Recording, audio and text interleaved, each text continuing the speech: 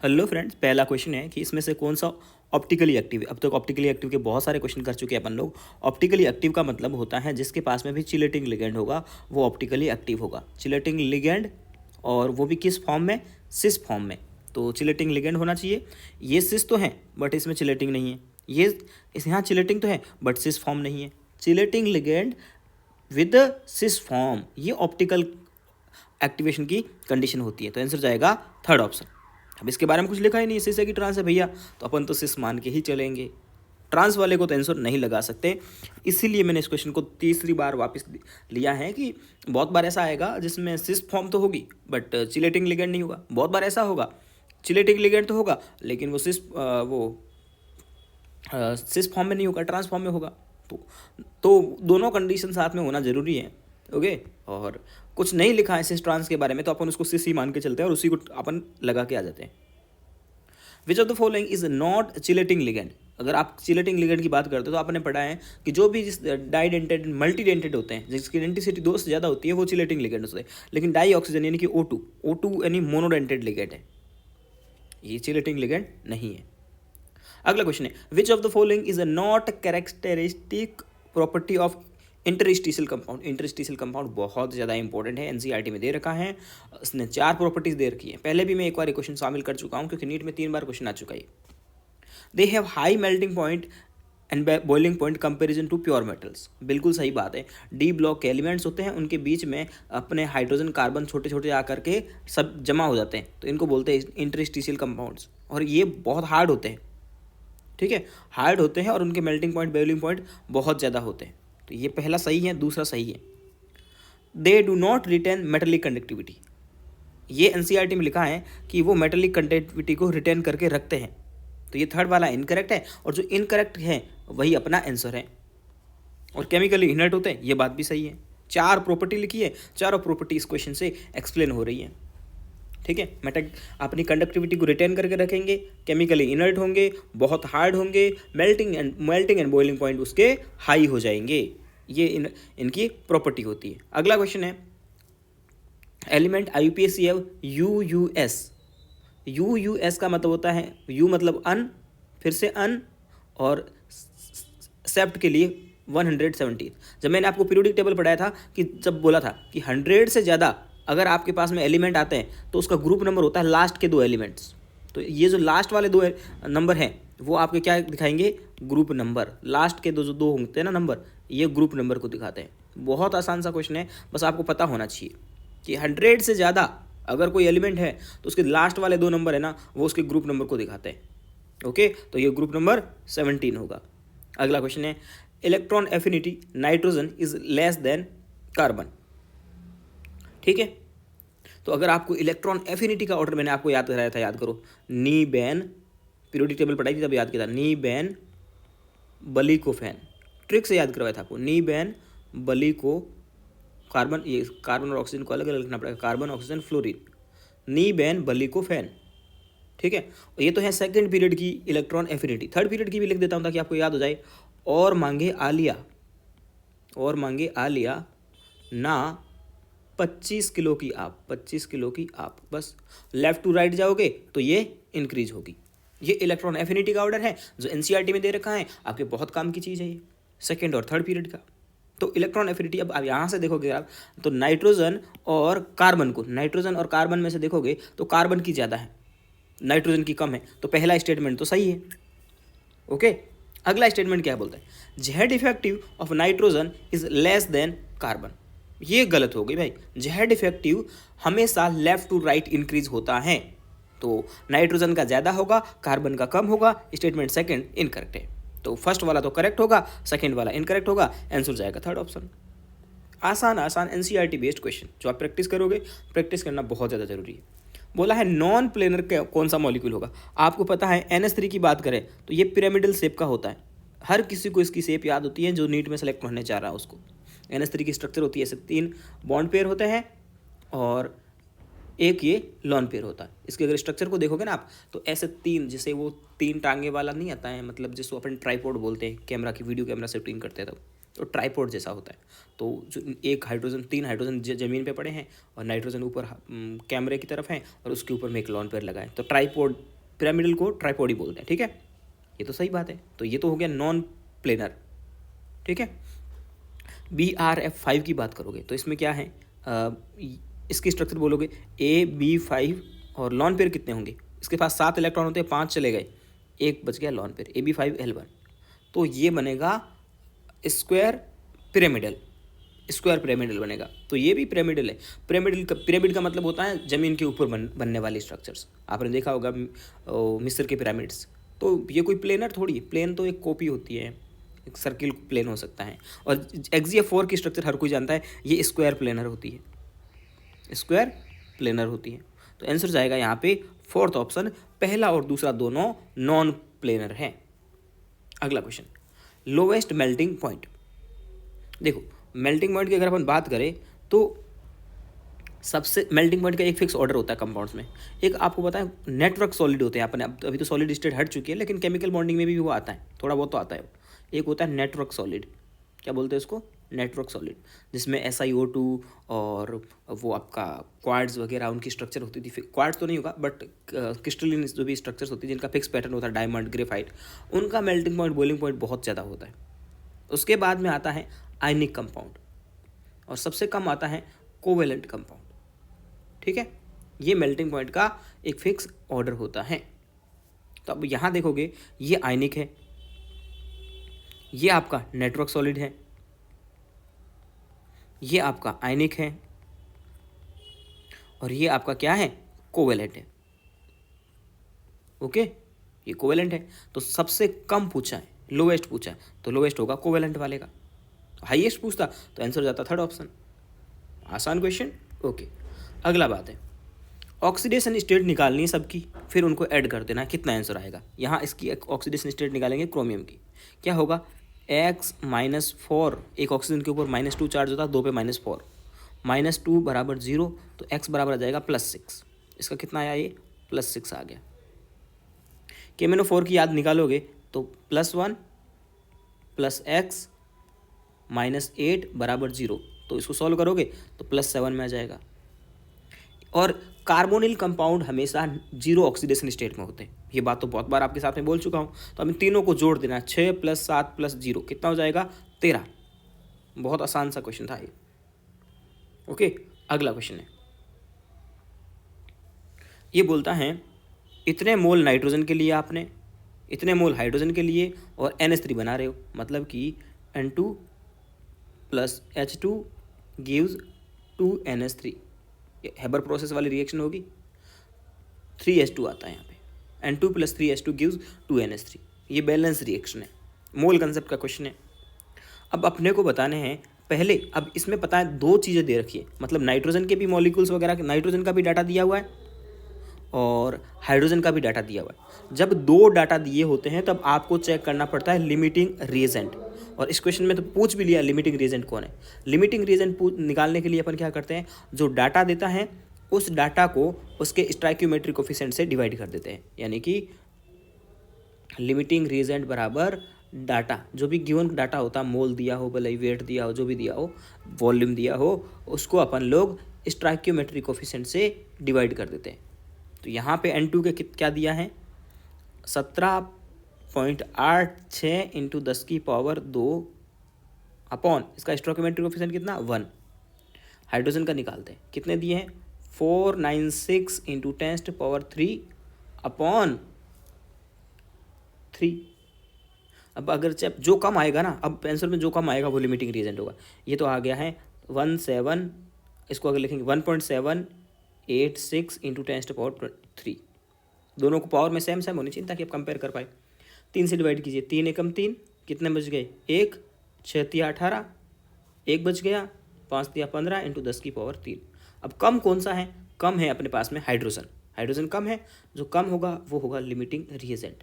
कितना होगा, ये लिमिटिंग रिएजेंट होगा। तो लिमिटिंग रिएजेंट कौन हुआ, पहले बता क्या क्या पूछा, what is the amount of NH3 formed. पहले तो अपने को NH3 का कितना अमाउंट बनेगा वो अपने को पता करना है यहाँ पे। तो NH3 का कितना अमाउंट बनेगा, वो बनेगा इस रिएक्शन को बैलेंस करने से। ठीक है, अब इस रिएक्शन को, ये पहले अपन ने लिमिटिंग रीजन निकाला, ठीक है, इसको मैं छोटा करके लिख देता हूँ ताकि मेरे को जगह मिल जाए। चलिए, ये तो हो गया मेरे पास में लिमिटिंग रीजन। अब मेरे पास में मैं वापस लिखता हूँ दूसरे पेन से कि N2 + 3H2 gives 2NH3, ये रिएक्शन है जिसका भी, अब आपको पता लग गया लिमिटिंग रीजेंट के मोल या वॉल्यूम पता होना चाहिए था, पता है अपने को। ठीक है, ये है ना, ये कैलकुलेशन सिर्फ और सिर्फ लिमिटिंग रीजन करने के लिए काम आएगी। क्वेश्चन जब भी सॉल्व करोगे आप, जो गिवन मोल है क्वेश्चन में उसी से करोगे, ये बात का ध्यान रखना। अब आपको अगर NH3 का मोल पता करना है, NH3 के मोल, ठीक है, तो जिसके पता करने हैं उसका स्टोइकियोमेट्री कोफिशिएंट ऊपर रखना है, जिसका दे रखा है उसका नीचे रखना है, और फिर जिसके दे रखे हैं मोल उसको आप लिख लोगे। तो आप, मैं यहाँ हाइड्रोजन के मोल दे रखे हैं, आप बोलोगे भैया दोनों के ले रखें, नहीं, हाइड्रोजन लिमिटिंग रीजन उसके मोल लेके 10⁻³ मोल, ये मोल आएंगे। अब आप बोलोगे भैया हमें ये नहीं समझ में आया, तो मैं इसको यूनिटरी मेथड से भी समझा सकता हूँ। कैसे? देखो, 3 मोल हाइड्रोजन से, 3 मोल हाइड्रोजन होती है ना, तब 2 मोल NH3 बनता है। ये बात तो आपको समझ में आती है, आसान बात है, इजी लैंग्वेज में। 3 मोल हाइड्रोजन जब होता है तो 2 मोल NH3 बनती है, तो 1 मोल हाइड्रोजन होगा तो क्या बनेगा, 2/3 मोल NH3 बनेगा। बिल्कुल बनेगा भैया। अगर 4.96 × 10⁻³ मोल हाइड्रोजन हो तो ये बनेगा 2/3 × 4.96 × 10⁻³ मोल NH3 बनेगा, बिल्कुल बनेगा। अब इसको आप मल्टीप्लाई कर दीजिए, आसानी, बहुत आसानी से मल्टीप्लाई हो जाएगा। पहले इसको मल्टीप्लाई कीजिए, 2 × 4.96 मल्टीप्लाई करोगे 9.9 आएगा, फिर उसको डिवाइड करोगे तो आ जाएगा 3.3, तो 3.3 × 10⁻³ इतना NH3 बना है। बट ये तो मोल है, ये तो मोल है NH3 के। अपने को चाहिए इसका वेट निकालने के लिए क्या करते हैं अपन लोग, आपको वैसे पता है, मोल बराबर होता है वेट अपॉन मॉलिक्यूलर वेट। अगर वेट चाहिए तो उसके मॉलिक्यूलर वेट से मल्टीप्लाई कर दो। मॉलिक्यूलर वेट NH3 का कितना होगा, नाइट्रोजन का 14, 3 हाइड्रोजन का 17। तो इसको अगर वेट चाहिए, वेट के लिए आप क्या करोगे, जो डाटा दिया है 3.3 × 10⁻³ और इसको 17 से मल्टीप्लाई कर दोगे तो ये आपका ग्राम में वेट आ जाएगा। कितने में आ जाएगा, ग्राम में।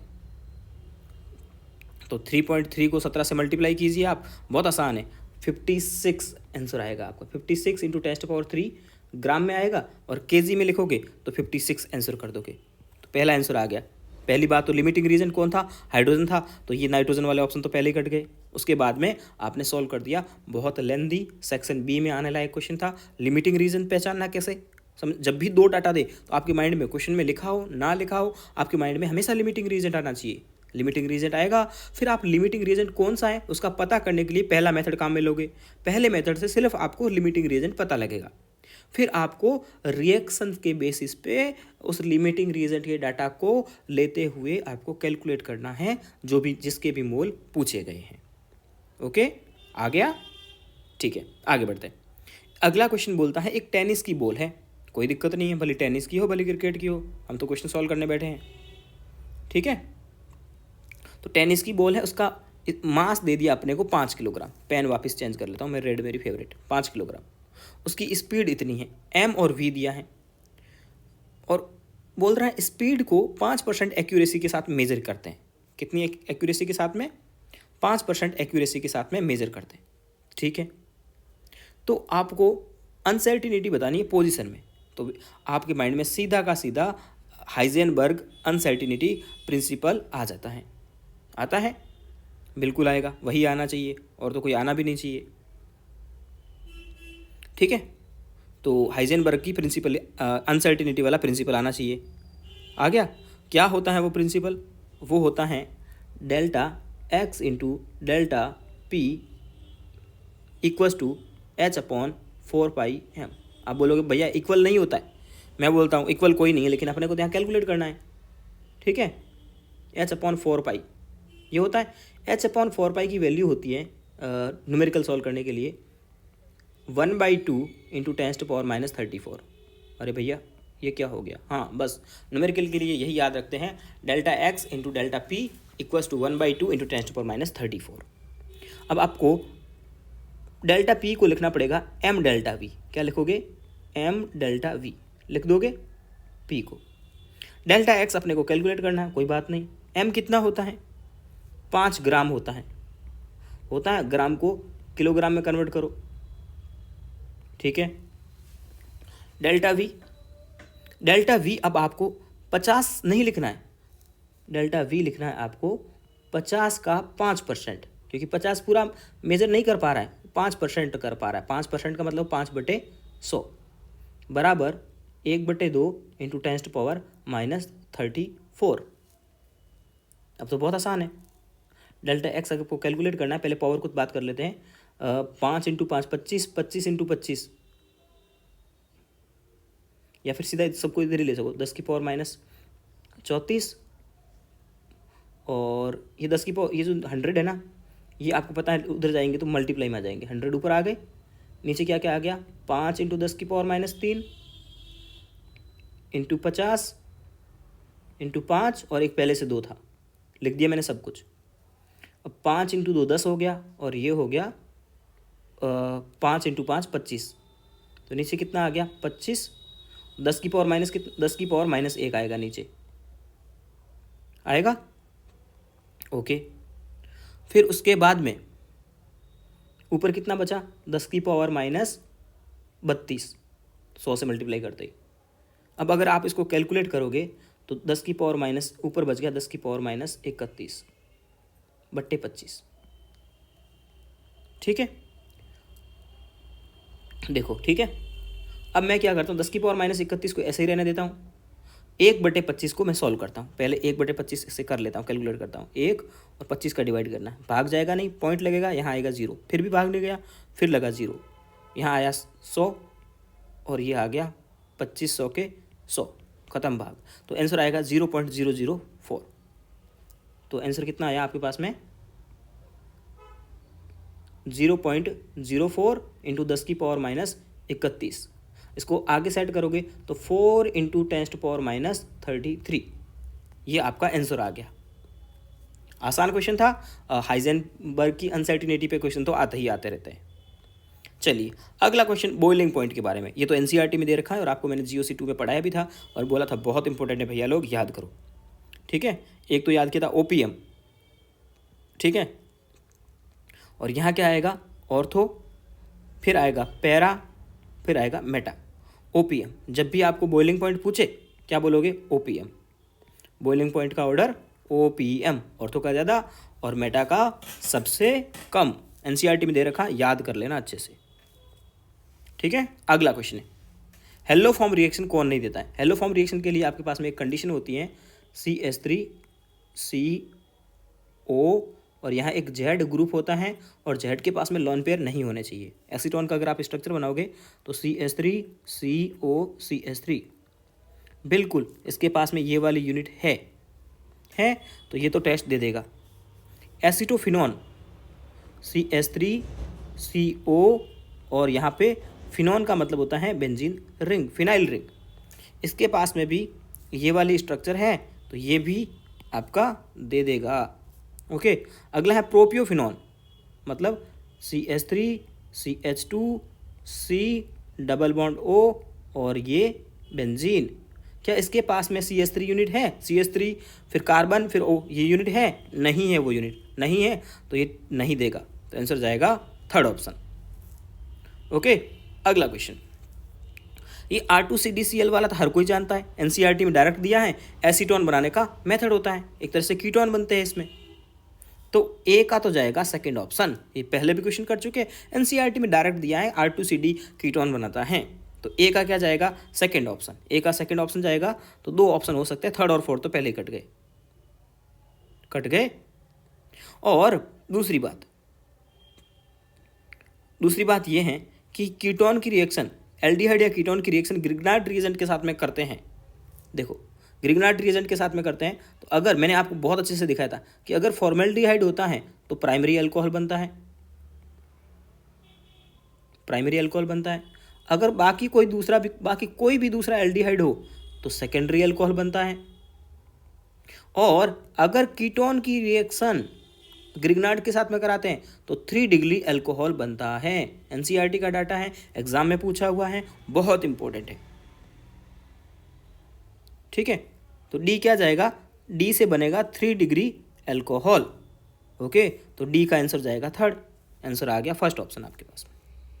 आसान है डाटा जो मैंने जैसा पढ़ाया था ना क्वेश्चन, उसी पैटर्न से करवा रहा हूँ और उसी कंसेप्ट से करवा रहा हूँ। मैंने आपको जैसा बताया था उसी से बनवा रहा हूँ। सारे क्वेश्चन बन रहे हैं, ये आप देख रहे होंगे लेटेस्ट जितने भी टॉप की कोचिंग है उसी में ये सारे क्वेश्चन आ रहे हैं। जिस क्वेश्चन बैंक से ये वो लोग डालते हैं उसी से मैंने क्वेश्चन लिए हैं। ठीक है, तो कोई भी क्वेश्चन अपना तो कोई फॉर्म करता नहीं है, सीधी सी बात है। सारे क्वेश्चन वही होते हैं किसी न किसी एग्जाम में आए हुए। ठीक है, नीट में तो नहीं आया हुआ ये क्वेश्चन, बट आसान तो है। प्रैक्टिस के लिए तो अपने को यही करने पड़ेंगे। नीट के तो आपको पता है कितने से पेपर है, सिर्फ 40 पेपर होंगे, और वो भी उसमें भी बहुत बेकार से क्वेश्चन होते हैं बहुत बार, जो आपके 2005 के बाद में क्वेश्चन करने लायक बनते हैं। आपने अभी तक मेरे कल वाले वीडियो में देखा था 2001 का पेपर करवाया था आपको। कल में नेक्स्ट में अब 2002 का पेपर करवा दूंगा। तो ऐसे आप 2005 के बाद में करने लायक क्वेश्चन मिलते हैं अपने को। तो अभी अपने को अच्छे क्वेश्चन प्रैक्टिस के लिए तो चाहिए। तो आपको जो मैंने पढ़ाया था ना उससे आपके सारे क्वेश्चन बनेंगे, टेंशन मत लीजिए आप, क्योंकि मैंने एनसीईआरटी बेस्ड पढ़ाया था और कोई एग्जाम एनसीईआरटी बेस्ड आने वाला है। Which of the following outer orbital complex octahedral बोलने का मतलब होता है कि कोऑर्डिनेशन नंबर उसका 6 है, और आउटर ऑर्बिटल बोलने का मतलब है कि उसका वीक फील्ड लिगेंड है। ठीक है, वीक फील्ड लिगेंड है। तो ईएन वाले को तो हटा ही दो, स्ट्रॉन्ग फील्ड लिगेंड है। तो या तो फोर्थ को हटा दो, ये तो हट ही गए। साथ में बोल रहा है same number of unpaired electron. ये कंडीशन, अगर same number of unpaired electron नहीं देता ना तो 1 2 3 तीन हो जाते, बट यहाँ बोल दिया same number of unpaired electron. तो अब आपको अनपेड इलेक्ट्रॉन सबके कैलकुलेट करने पड़ेंगे। मैग्नीज किस में है, मैग्नीज है आपके +6 में, +6 में नहीं सॉरी, +3 में। +3 में इसका इलेक्ट्रॉनिक कन्फ्यूरेशन होगा D4। ये होगा Fe+3 में, Fe+3 का इलेक्ट्रॉनिक कन्फ्यूरेशन होगा D5।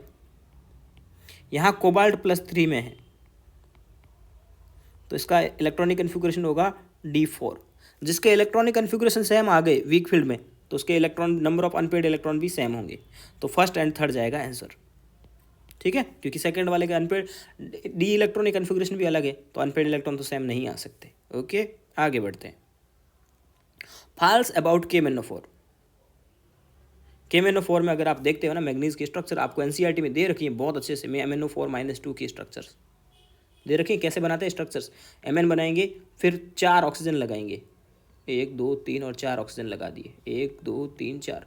2 के ऊपर नेगेटिव चार्ज लगेगा। जिसको नेगेटिव चार्ज नहीं मिलता उसको अपन डबल बॉन्ड से कनेक्ट कर लेते हैं। ये तो मेरा पूरा बचपन से जब से आपको पढ़ाता आ रहा हूँ यही कंसेप्ट, इसी कंसेप्ट से स्ट्रक्चर बनाता हूँ मैं ऑक्साइड्स की। तो अब ये जो है ना इसका हाइब्रिडाइजेशन आप देखोगे 4 बॉन्ड पेयर है। 4 बॉन्ड पेयर में sp3 हाइब्रिडाइजेशन होती है। एनसीईआरटी में भी दी रखा है D ब्लॉक में।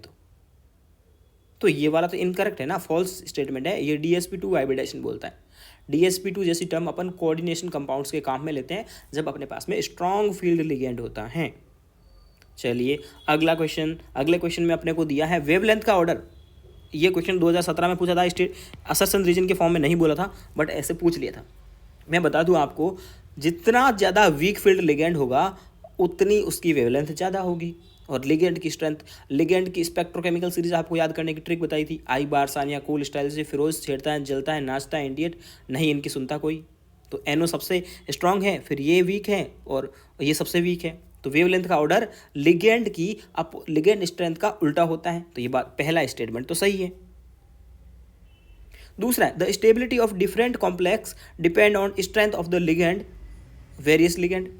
ये बात भी सही है कि अगर आप लिगेंड की कॉम्प्लेक्स की स्टेबिलिटी देखते हो ना तो आप लिगेंड का पावर देखते हो। जितना लिगेंड स्ट्रांग होगा कॉम्प्लेक्स उतना स्टेबल होता है। सही बात है, लेकिन क्या लिगेंड की स्ट्रेंथ का और लैम्डा से कोई लेना देना है? नहीं लेना देना है। तो statement first and two both are correct है बट एक दूसरे को एक्सप्लेन नहीं कर रहे हैं। सेकेंड आंसर जाएगा। अगला क्वेश्चन क्या है, which of the following element exist in liquid state. P block का है, गैलियम जो होता है वो लिक्विड स्टेट में रहता है जनरली, और इसके लिए इसके वो बनाते हैं, थर्मामीटर भी बनाते हैं इसके। बोरॉन की जो बोरॉन फैमिली की जो प्रॉपर्टी दे रखी है एनसीईआरटी में, वहाँ लिखा हुआ है, ना मैं इसमें कुछ कर सकता ना आप इसमें कुछ कर सकते, ये लिक्विड स्टेट में रहता है तो रहता है। ओके, अगला बोलता है pair form NH3। Which of the following species accept and pair form NH3। पता नहीं क्या बोलना चाह रहा क्वेश्चन, मुझे नहीं समझ में आया, आपको समझ में आया तो कमेंट करना।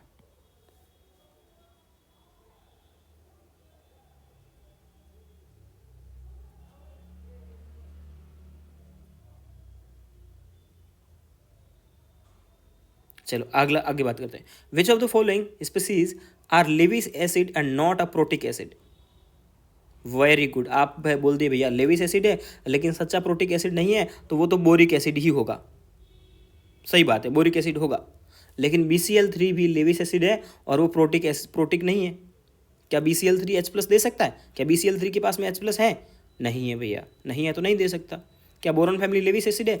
हाँ बिल्कुल है, बोरॉन फैमिली भूखी नंगी फैमिली होती है, ये मेरा स्टेटमेंट है। ठीक है, भले बोरॉन फैमिली मेरे ऊपर मानहानि का केस दर्ज कर ले, बोरॉन फैमिली भूखी नंगी होती है, उनके पास इलेक्ट्रॉन्स की कमी होती है और लेविस एसिड की तरह बिहेव करती है। BOH3 के पास में हाइड्रोजन होते हुए भी वो H+ नहीं देता है, पानी से H+ दिलवाता है, इसलिए उसको वीक मोनोबेसिक एसिड बोलते हैं, वो सच्चा प्रोटिक एसिड नहीं है। और BCl3 के पास में तो H+ है ही नहीं, तो कहाँ से देगा? और लेविस एसिड इसीलिए है क्योंकि वो बोरॉन फैमिली से है। तो आंसर जाएगा 1 और 2। ओके, आगे बढ़ते हैं। Which of the following species affected by water. Water से कौन सा, किसको फर्क पड़ता है, कौन वाटर से रिएक्शन कर सकता है? तो आप बोलोगे कार्बन तो बिल्कुल नहीं करता है, कार्बन कोयला वोला वाटर से, आप कोयले के ऊपर पानी डालते हो करता है क्या? सिलिका रेत होती है, रेत के ऊपर पानी डालते हो तो करते हैं क्या? नहीं करता है। टिन जरूर करता है, टिन बहुत करता है, टेम्परेचर हो गया, पानी हो गया, टिन मतलब एक तरह से वाटर से अफेक्ट होने का मतलब है जो लोहे जैसी प्रॉपर्टी रखता है। टिन जो होता है ना, टिन लोहे जैसे, आपकी जीन्स पैंट वगैरह पहनते हैं तो उसमें जो बटन होते हैं ना, या फिर अपने डेनिम का शर्ट पहनते हैं उसमें कुछ बटन लगे होते हैं। आजकल तो स्टेनलेस स्टील के आने लगे हैं, लेकिन आप अच्छी ब्रांड की पैंट पहनते हो ना तो उसमें या तो कॉपर का होगा वो पैंट का जो होता है बटन वो, या फिर टिन का होता है। तो वो जो चीज़ें होती हैं वो उस पर जंग लग जाती है, क्योंकि ये टिन जो होता है वो लोहे जैसा होता है, तो उस पर जंग लग जाती है, तो पानी से अफेक्ट होता है। लोहा भी पानी से अफेक्ट होता है, जंग लग जाती है उस पर। अगला question, which of the following species an amorphous form of silica. यार हर कोई जानता है बायोलॉजी पढ़ने वाला, आपने दूसरा चैप्टर तो पढ़ा होगा ना, क्लासिफिकेशन, किसलगर क्या होते हैं, सिलिका के होते हैं, डेड सिलिका के होते हैं ना। Okay, select the piezo electric material. Piezo electric material जो होता है वो क्वार्ट्ज होता है। अब ये है ना, वैसे 2017 में या 18 में NCERT में, मतलब एग्ज़ाम में, उसमें 4 स्टेटमेंट आए थे, उसमें एक स्टेटमेंट ये भी था कि क्वार्ट्ज आपका पीजो इलेक्ट्रिक मटेरियल है। पीजो इलेक्ट्रिक का मतलब है उसमें अगर आप प्रेशर बढ़ाओगे तो वो इलेक्ट्रिसिटी का कंडक्टर बन जाने लगता है। ये ऐसी प्रॉपर्टी होती है, आपको इससे कोई मतलब नहीं रखना है, बट इतना याद रखना है पीजो इलेक्ट्रिक क्वार्ट्ज होता है। अगला, विच of the following elements is not so catenation. आपको कैटेनेशन की कल परसों एक क्वेश्चन कराया था, कार्बन, फिर सिलिकॉन, फिर जर्मेनियम, फिर SN और फिर PB, ये बताया था और बोला था कि लेड कैटेनेशन शो नहीं करता है। कार्बन सबसे ज़्यादा करते हैं, फिर कैटेनेशन टेंडेंसी कम होती जाती है, लेड कैटेनेशन शो नहीं करता है। NCERT की लाइन है, तो क्या जाएगा? लेड जाएगा आंसर। और ये क्वेश्चन भी 2018 में आ चुका है एग्जाम में, और आपको प्योर NCERT में लिख रखा है टिन और लेड में से कौन जो होते हैं वो कोवेलेंट नेचर के होते हैं, कौन आयनिक नेचर के होते हैं। ओके, याद करने का है, पॉइंट डायरेक्ट NCERT में दे रखा P ब्लॉक में। अगला है, ज़्यादा इलेक्ट्रोनेगेटिविटी किसकी होती है? भाई यार इस टाइप का क्वेश्चन तो नहीं आना चाहिए, क्योंकि इलेक्ट्रोनेगेटिविटी की वैल्यू याद होनी चाहिए इसके लिए, तो ऐसा नहीं आएगा, और आएगा तो एक आध क्वेश्चन आएगा तो अपन उसमें कुछ भी नहीं कर सकते, क्योंकि इलेक्ट्रोनेगेटिविटी की वैल्यू अपन किस किस की याद कर सकते हैं। मैंने आपको जब इलेक्ट्रोनेगेटिविटी पढ़ाई थी तब बताया था, हर किसी की याद नहीं कर सकते, तो एक दो क्वेश्चन तो ऐसा आएगा जो बहुत घटिया सा होगा। ठीक है, ग्रेफाइट। अगला है इनकरेक्ट स्टेटमेंट बताना है। देखिए ये स्टेटमेंट अपन को पहले भी मैं आपके साथ में डिस्कस कर चुका हूँ, डैग्लिक मॉड वाला। डैगलिंग बॉन्ड ऐसा होता है कार्बन में, अगर आप देखोगे हीरे में या ग्रेफाइट में खुले खुले आप उसकी स्ट्रक्चर जाकर देखोगे एनसीईआरटी में, तो ओपन बॉन्ड होते हैं। जैसे आपने मान लीजिए ये एक हेक्सागन यूनिट थी ग्रेफाइट की और यहाँ पे एक ओपन बॉन्ड होता है, तो ओपन बॉन्ड को बोलते हैं झूलता हुआ बॉन्ड या डैगलिंग बॉन्ड। इस डैगलिंग बॉन्ड के साथ में इम्प्योरिटी ऐड हो जाती है, तो ये इम्प्योरिटी होती है। बट फुलरिन की स्ट्रक्चर एकदम फुटबॉल जैसी बंद होती है, बिल्कुल बंद होती है, तो उसमें किसी भी तरह का डैगलिंग बॉन्ड नहीं मिलता है। जबकि ये स्टेटमेंट बोल रहा है फुलरिन के पास डैगलिंग बॉन्ड है, बिल्कुल नहीं है। फुलरिन के सारे बॉन्ड आपस में कनेक्टेड है और बंद फुटबॉल जैसी स्ट्रक्चर बनाता है। अगला क्वेश्चन, मिनिमम आयोनाइजेशन पोटेंशियल कौन शो करता है? तो आईपी का ऑर्डर कल ही मैंने आपको बोरॉन फैमिली का ऑर्डर लिखाया था, आप याद करो क्या था? बेताल गाए गाना ऑल इन वेल। बेताल बैंगन आलू गाजर इन थैला, बेताल गाए गाना ऑल इन वेल, ये ऑर्डर था। सबसे ज़्यादा ये, सबसे ज़्यादा कम ये, सबसे कम किसकी होगी? इंडियम की। कल भी क्वेश्चन करवा चुका हूँ, एक बार नीट में आ चुका है, बहुत इंपॉर्टेंट है। बेताल गाए गाना ऑल इन वेल, ये आईपी का ऑर्डर होता है, पूरा याद होना चाहिए आपको।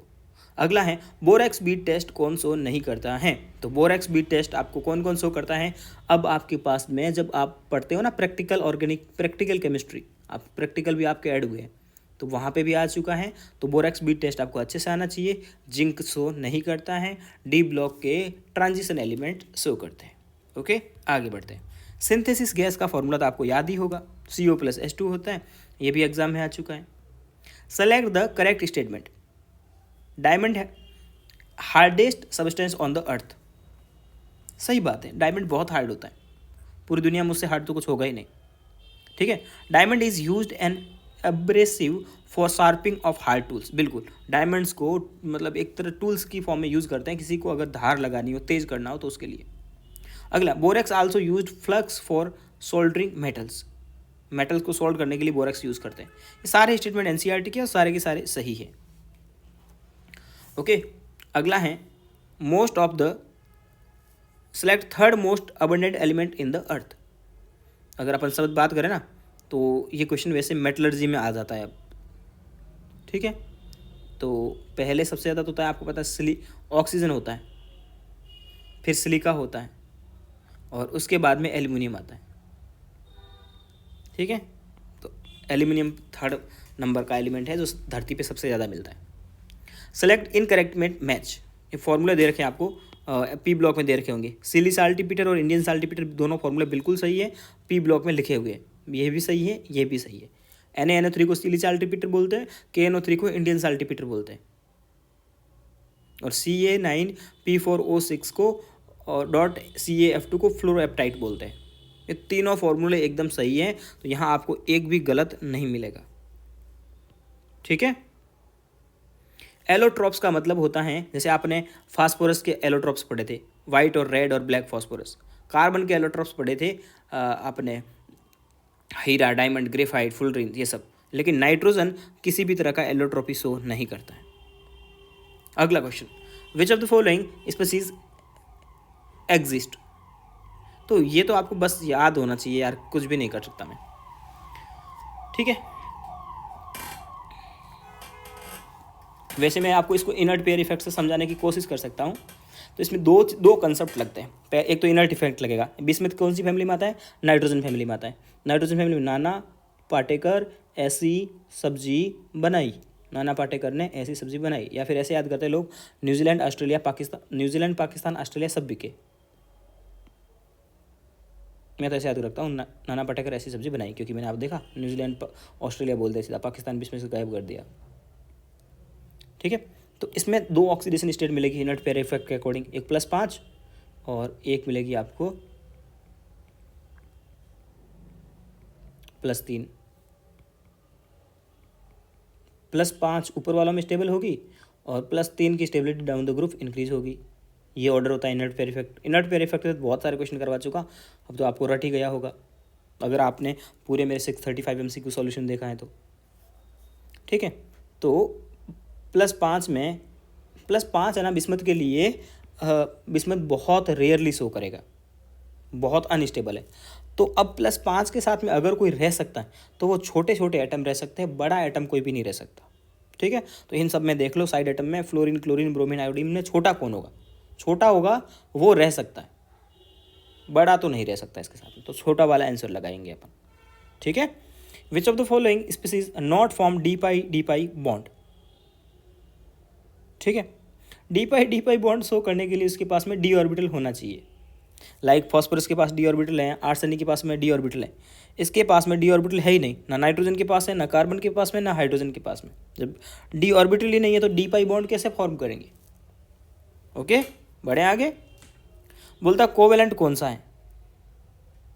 तो SnF2 और ये तो सब आयनिक होते हैं, BiF3 भी आयनिक होता है, BiCl3 कोवेलेंट होता है। कोई ज़रूरी नहीं है इसको याद रखना। ओके, ज़्यादा इतना नहीं है, अगर आप पूरे 720 आउट ऑफ 720 का लिख कर रहे हो तो याद कर सकते हो। अगला क्वेश्चन है, which of the following process form NH3? NH3 form करने के तरीके बिल्कुल NCERT में 3 तरीके दे रखे हैं और तीनों के तीनों ये रहे। ओके, इसके अलावा एक और होता है हैबर प्रोसेस। इसमें मैं कुछ नहीं कर सकता भैया कि कौन NH3 गैस देगा। वैसे आपको एक याद कराया था उस दिन, सल्फेट, कार्बोनेट वगैरह कि अमोनियम सॉल्ट होते हैं वो NH3 गैस देते हैं, बताया था, याद है कि नहीं है? भूल गए? बीच में कैमरा ऑन करके आपको हैंडबुक दिखाई थी मैंने।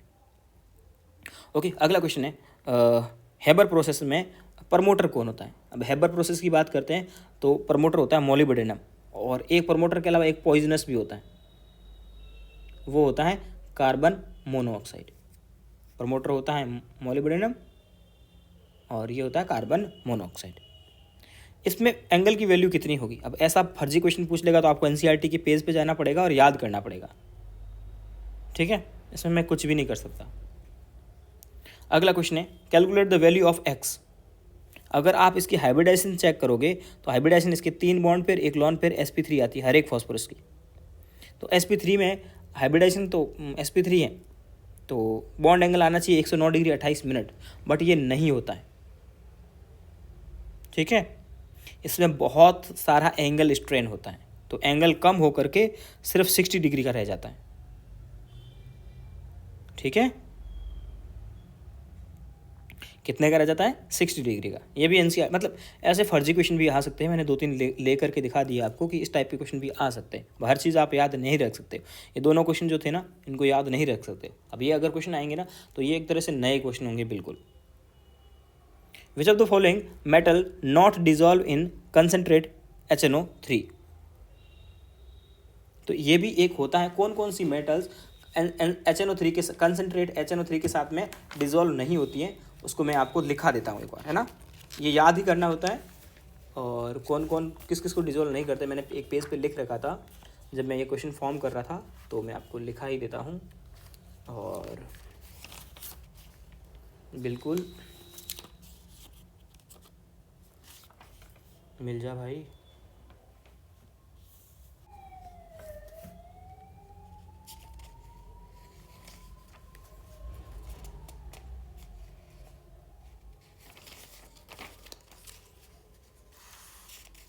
आज तो मिल नहीं रहा वो, पता नहीं किस दिन मिलेगा, उस दिन बताऊंगा मैं यार, और तो क्या ही कर सकता हूँ।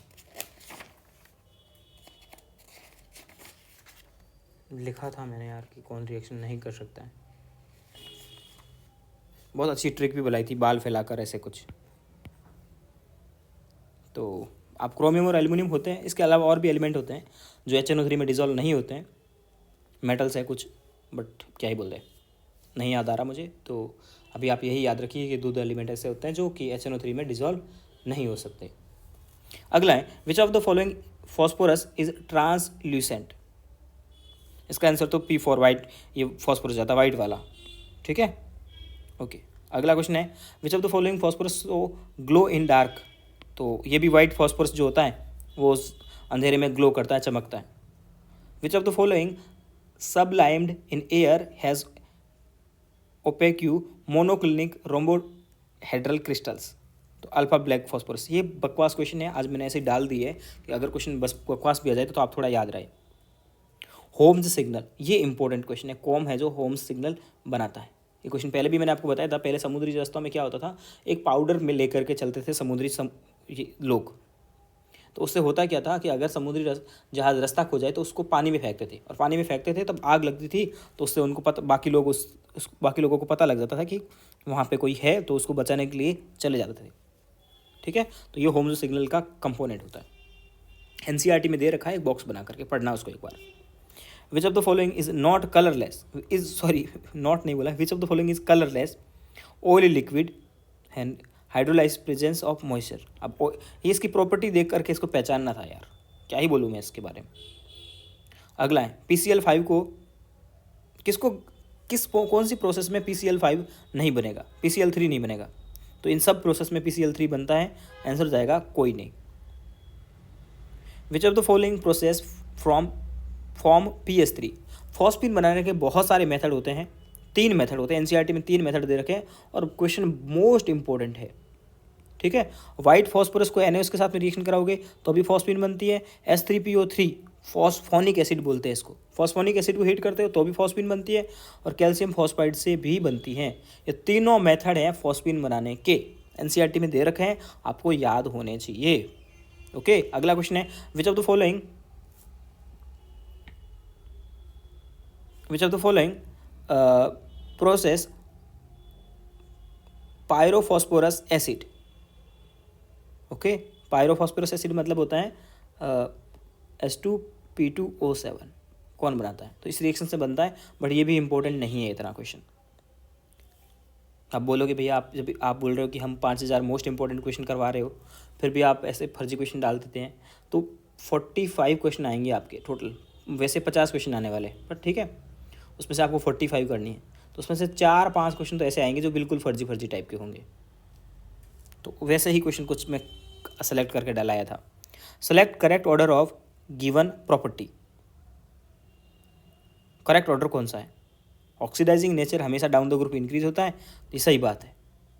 सॉल्युबिलिटी गैस की, जो नोबल गैसेज होती है ना, उनकी सॉल्युबिलिटी एनसीईआरटी बोलती है मॉलिक्यूलर वेट बढ़ता है तो वंडरवॉल फोर्स बढ़ते हैं, वंडरवॉल फोर्स बढ़ते हैं तो उनकी सॉल्युबिलिटी बढ़ती है, और मेल्टिंग पॉइंट बॉइलिंग पॉइंट भी बढ़ते हैं। तो आंसर जाएगा 4th, क्योंकि 2 प्रॉपर्टी अपने को सही मिल गया, तो आंसर जाएगा ऑल। ओके, तो आज का ये काम समाप्त होता है, और ये जो नेक्स्ट वाला वीडियो है वो इससे पहले शूट हो चुका है, और एक प्रॉब्लम से फेस कर रहा हूँ मैं खुद, पता नहीं क्या होगा उसका। और अभी आपके आज तक भी, मैंने अगर जितना वीडियो रिकॉर्ड किया है ना, उसमें मैं आपको कितने क्वेश्चन करवा चुका हूँ, मैं आपको 700 क्वेश्चन करवा चुका हूँ। ओके।